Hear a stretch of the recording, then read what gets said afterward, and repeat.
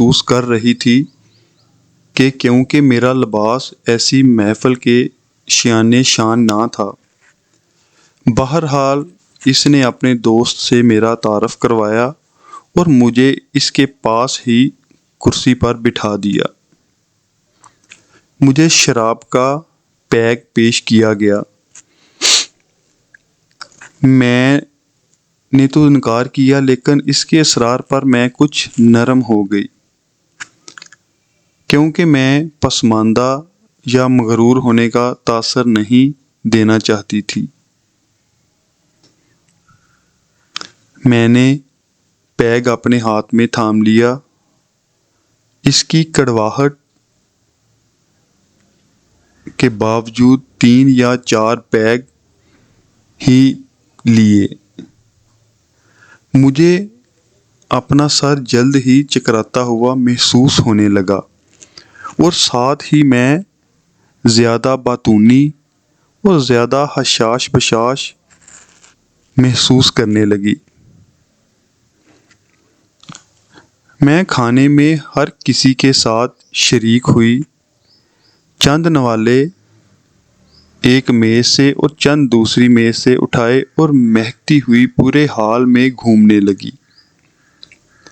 جب ڈنر ختم ہو گیا تو میں نے اپنے شاگرد کے والد سے کہا کہ مجھے میرے گھر ڈراپ کر دے،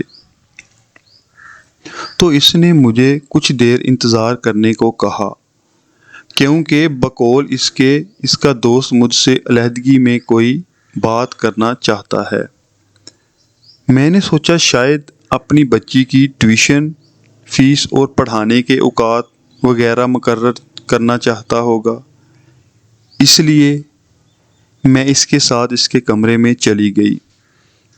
اس نے وہاں مجھ سے میرے کام اور مشاغل میں میری ملازمت اور خاندان اور حالات اور آمدنی وغیرہ پوچھنے کے بعد مجھے کچھ رقم دے دی اور پھر بتایا کہ جو دوست تمہیں اپنے ہمراہ لایا ہے اس نے مجھے تمہارے بارے میں بتایا ہے کہ تم بہت ضرورت مند ہو، اس لیے میں تمہاری ہر مدد کرنے کو تیار ہوں۔ میں اس پر خاموش رہی، صرف مسکرا دی۔ اس پر اس نے میری طرف بڑھنا شروع کر دیا، جس پر میں نے ذرا مزاحمت کی، لیکن نشے کی اثر کی وجہ سے میری سمجھ میں کچھ نہیں آ رہا تھا کہ کیا کروں۔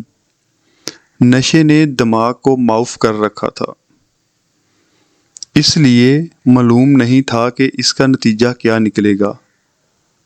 چونکہ میں کافی رقم مل جانے کی وجہ سے دلی طور پر خوش بھی تھی، اس لیے میں نے اسے آگے بڑھنے دیا اور اپنے ہاتھ اسے پکڑنے دیے۔ اس کے بعد اس نے تقریباً زبردستی ہی میرے ساتھ جنسی فعل کر دیا۔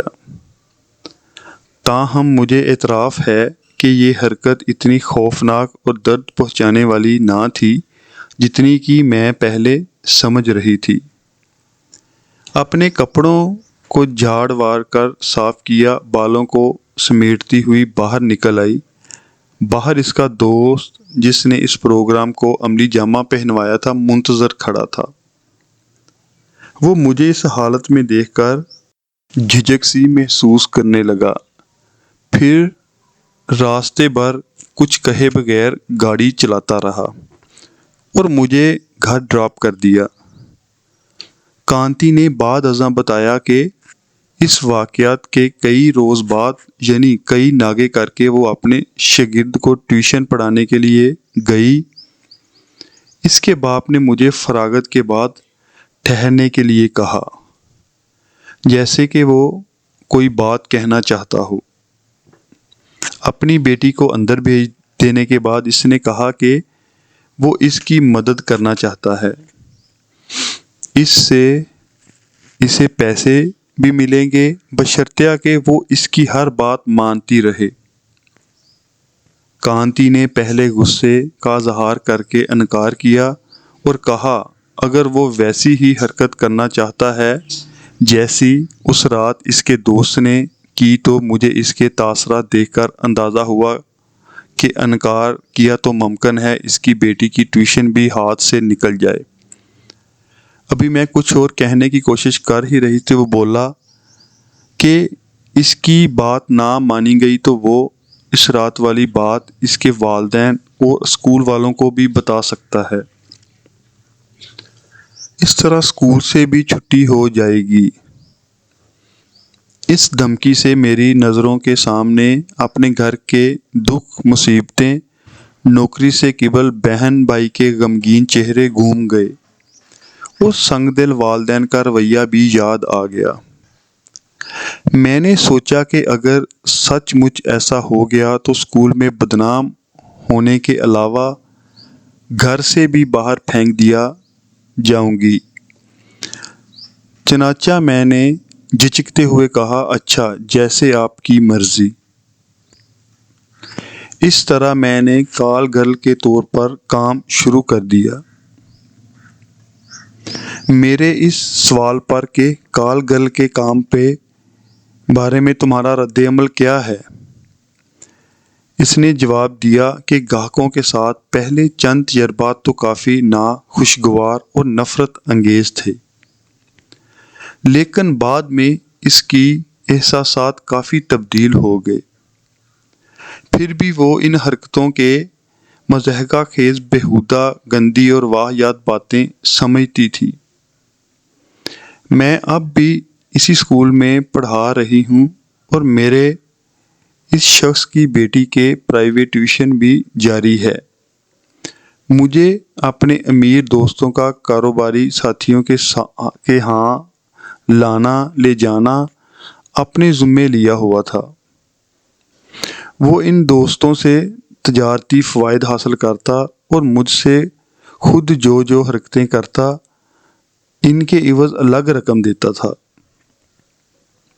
گھر میں نے یہ بتا رکھا تھا کہ مجھے اور ٹیوشنز بھی مل گئی ہیں، اس لیے زیادہ پیسے بن جاتے ہیں۔ جب کبھی بہت دیر سے پہنچوں تو بتا دیتی کہ فلاں شاگرد کی طرف سے پارٹی تھی۔ میں تقریباً 3 سال سے اس جھوٹ کو نبھا رہی ہوں۔ میری شاگرد کا باپ ہفتے میں 1-2 بار ایسے معاملات کہیں نہ کہیں فکس کر دیتا، مجھے گاڑی پر وہاں لے جاتا، وہ گھر پر ڈراپ بھی کر دیتا۔ وہ بیک وقت دلال کا کام بھی کرتا اور مجھے خود بھی استعمال کرتا۔ اس کے عوض 300 روپے ماہانہ ادا کرتا۔ اس طرح اپنی بیٹی کی تعلیم و تربیت کی پاکیزگی مجروح کر کے مجھ سے گندے کام کرتا بھی اور کراتا بھی۔ آخر میں کانتی نے ایک سوال کے جواب میں بتایا کہ مجھ سے گندے بوڑھے لوگ جو کچھ کرتے ہیں یا جن حرکتوں کی توقع کرتے ہیں، میں ان پر برا نہیں مناتی۔ وہ قسم قسم کی حرکتوں سے اپنے آپ کو مطمئن کرنے کی کوشش کرتے ہیں۔ اسے پیٹ کے آگے اور بھائی بہن کی خاطر سب کچھ کرنا پڑتا ہے۔